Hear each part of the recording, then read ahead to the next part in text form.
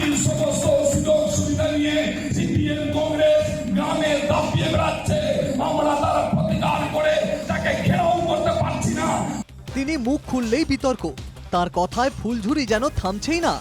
একের পর এক মন্তব্য করে বিতর্কে জড়িয়েছেন মালদা জেলা তৃণমূল কংগ্রেসের সভাপতি আব্দুর রহিম বক্সী। আবারও বিস্ফোরক মালতীপুরের তৃণমূল বিধায়ক।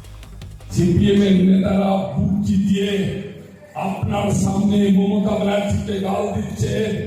আপনার বুকের উপরে দাঁড়িয়ে মমতা ব্যানার্জির সমস্ত সুযোগ সুবিধা লুট করে নিয়ে মমতা ব্যানার্জিকে খারাপ কথা বলছে, চোর বলছে, আর আপনি প্রতিবাদ করছেন না।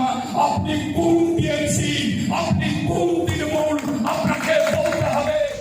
রতুয়া 2 ব্লকের সম্বলপুরে ব্লক সম্মেলন থেকে এই হুঁশিয়ারি দেন জেলা তৃণমূলের সভাপতি। এরপরই শুরু হয়েছে শোরগোল।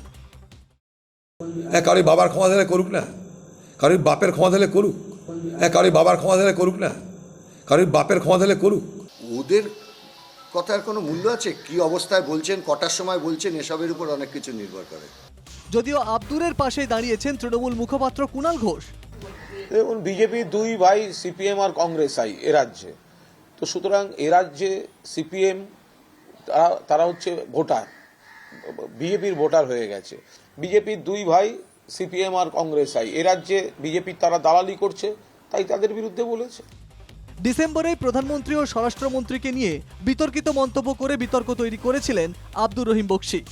বিজেপি বন্ধ, নরেন্দ্র মোদী তুমি জেনে রাখো, বাংলার মাটির মালদাতে তোমাকে পেলে তোমাকে জামা খুলে প্রমাণ করে দিব যে মালদার মাটি পশ্চিমবঙ্গের মাটি, অসভ্যতা বরদাস্ত করে না। একাধিকবার বিতর্কিত মন্তব্য করে দলকে বিড়ম্বনায় ফেলেছেন মালদহ তৃণমূলের জেলা সভাপতি। তবে এবার দলের নেতাকর্মীদের উদ্দেশ্যেই বার্তা জেলা সভাপতি।